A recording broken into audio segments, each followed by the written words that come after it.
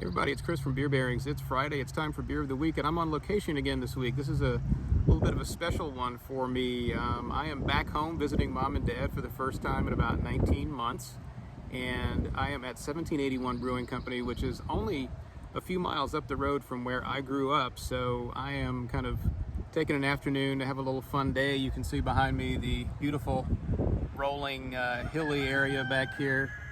You can hear the rooster crowing in the background. It's about 2:30 in the afternoon, so it's not dawn.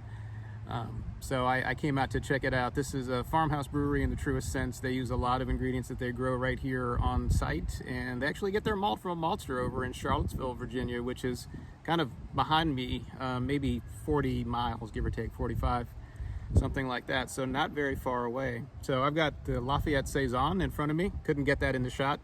So this is a Saison, so I'm expecting it to be peppery.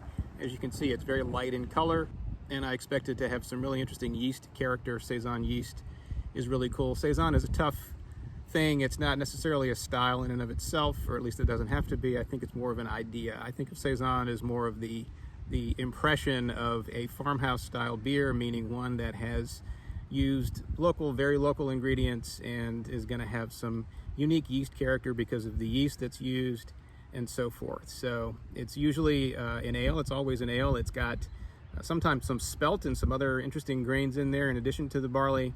And again, that yeast character is really what brings it out. And these guys really specialize in Belgian styles and unusual farmhouse style beers. So I haven't even tried this yet. Let me rectify that. Hang on. Peppery notes right off the bat. A little bit sweet. Also a characteristic of Saison, you get kind of a juicy fruit flavor sometimes, or a smell sometimes, aroma from it. So let's see what it tastes like.